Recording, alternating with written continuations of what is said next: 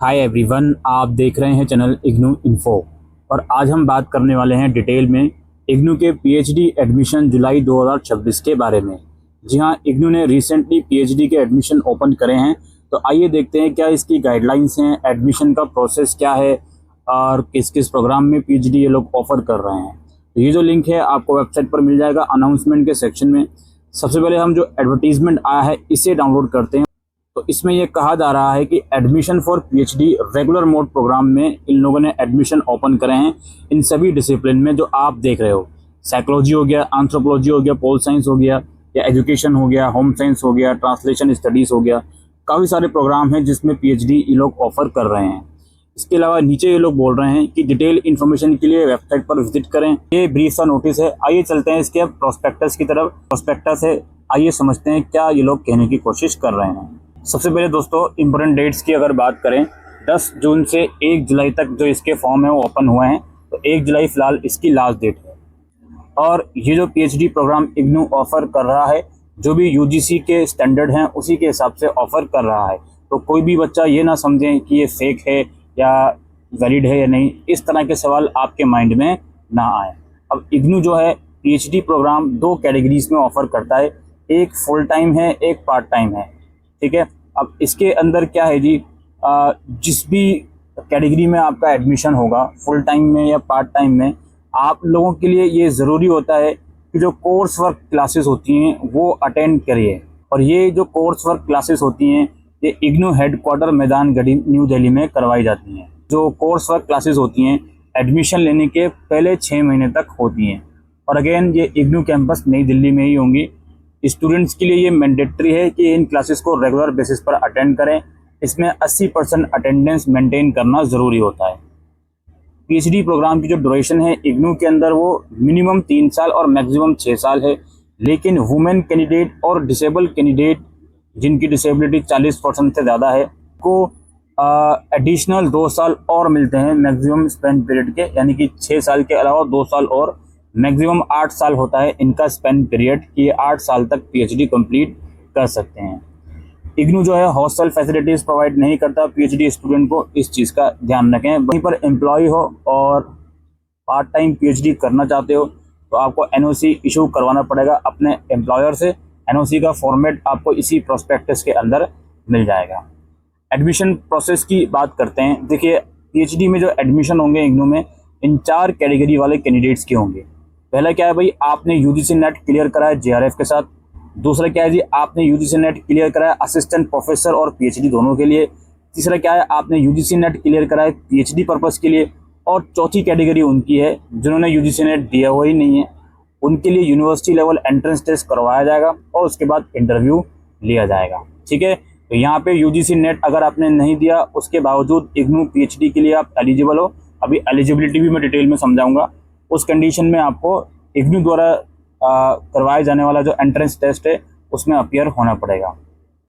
और इसमें लिखा हुआ भी है जो कैंडिडेट कैटेगरी 4 यानी कि जो यूनिवर्सिटी लेवल एंट्रेंस टेस्ट की कैटेगरी में आते हैं तो उनको फॉर्म फिल करते समय नॉट एप्लीकेबल सेलेक्ट करना पड़ेगा, जो उनके पास ऑप्शन आएगा यूजीसी नेट जेआरएफ का।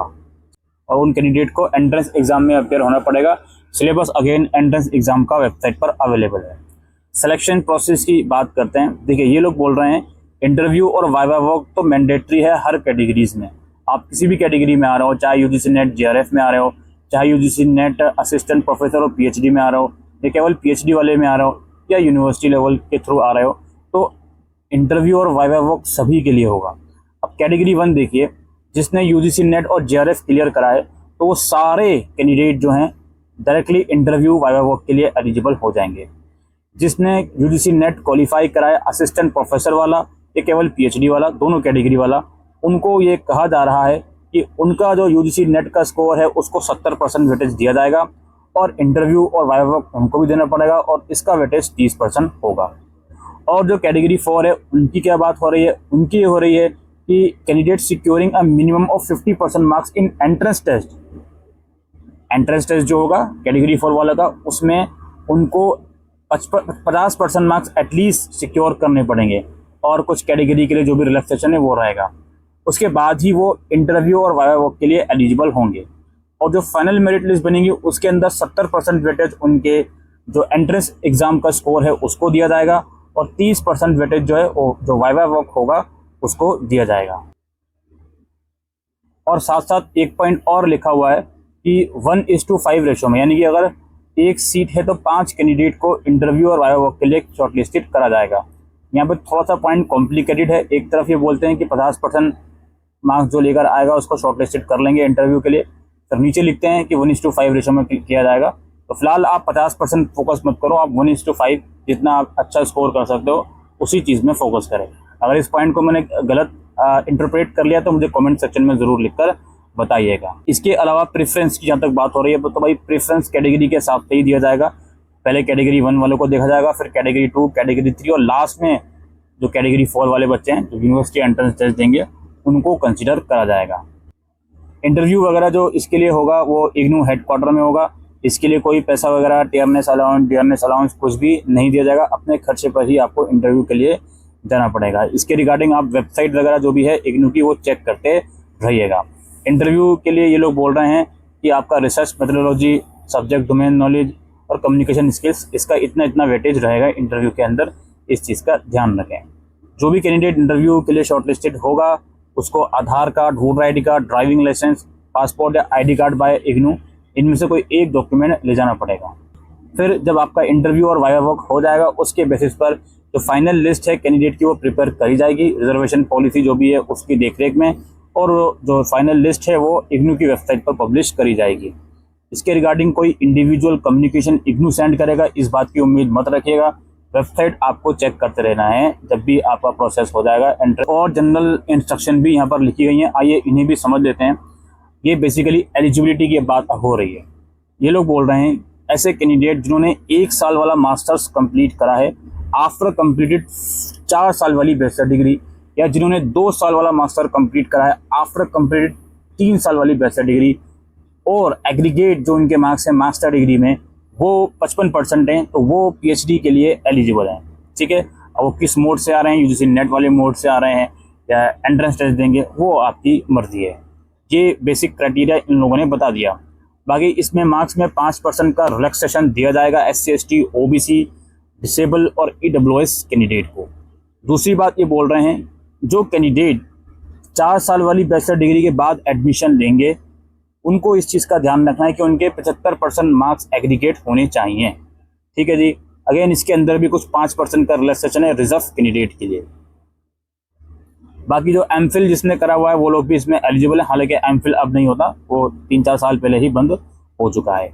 रजिस्ट्रेशन फॉर्म की जो फीस है वो 2000 रुपये बताई जा रही है जो कि नॉन रिफंडेबल रहने वाली है, और फॉर्म ऑनलाइन ही भरा जाएगा। वेबसाइट का लिंक डिस्क्रिप्शन बॉक्स में डाल दूंगा, वहीं जाके फॉर्म भरना है। कोई हार्ड कॉपी या ऑफलाइन वाला फॉर्म नहीं है। अपेंडिक्स 1 स्टार्ट हो गया। यहाँ पे बेसिकली सीट मैट्रिक्स बताया जा रहा है और किस सब्जेक्ट में डिग्री चाहिए वो आपको बताई जा रही है। तो जाहिर सी बात है, जैसे यहाँ पे साइकोलॉजी है तो डिग्री साइकोलॉजी में ही चाहिए होगी या रिलेटेड सब्जेक्ट में, तो वही चीज़ें यहाँ पर लिखी गई हैं। टोटल 14 सीट्स हैं। कैटेगरी के हिसाब से कितनी सीट्स हैं वो भी बताया जा रहा है। इसी तरीके से यहाँ पे एंथ्रोपोलॉजी है तो मास्टर डिग्री एंथ्रोपोलॉजी या MA की डिग्री है तो आप एलिजिबल हो। पॉलिटिकल साइंस हो गया, और जितने भी आपके सब्जेक्ट ऑफर करे जा रहे हैं सबकी डिटेल यहाँ पर मेंशन है, इसे आप लोग देख सकते हो। उसके बाद दोस्तों जो NOC की बात हो रही थी ना, जो ऑलरेडी एम्प्लॉयड है उनको NOC लगाना पड़ता है, तो वो NOC का फॉर्मेट यहाँ पे अवेलेबल है। इसके अलावा नीचे जो भी बच्चा एंट्रेंस टेस्ट के थ्रू लेगा एडमिशन, उसका सिलेबस क्या क्या है, सब्जेक्ट वाइज सिलेबस डिटेल में यहाँ पे अवेलेबल है, तो इसे भी आप लोग देख सकते हो। पैटर्न इन लोगों ने नहीं समझाया, मैं उम्मीद करता हूँ पैटर्न शायद UGC नेट के हिसाब से ही फॉलो करा जाएगा। बाकी सिलेबस आप यहाँ पे देख सकते हो। बाकी अप्लाई करने का लिंक आपको डिस्क्रिप्शन बॉक्स में दे दूंगा। मैं आपको बता देता हूँ एक बार, इग्नू की मेन वेबसाइट पर आप आओगे। मेन वेबसाइट पर आने के बाद अनाउंसमेंट के एडमिशन के सेक्शन में अप्लाई फॉर PhD प्रोग्राम का एक लिंक है, तो यहीं जाके अप्लाई होगा। रजिस्ट्रेशन करना है, लॉगिन करना है, सारा काम यहीं से ही होगा। आप यहीं से इसको अप्लाई करोगे। देखिए न्यू रजिस्ट्रेशन पर आया, तो यहाँ पर रजिस्ट्रेशन करना है, अपनी डिटेल्स डालनी है और उसके बाद लॉगिन करके आप अप्लाई कर सकते हो। ठीक है, ये डिटेल इन्फॉर्मेशन दोस्तों हम इग्नू PhD एडमिशन से रिगार्डिंग इस वीडियो के अंदर देने आए थे। शुक्रिया।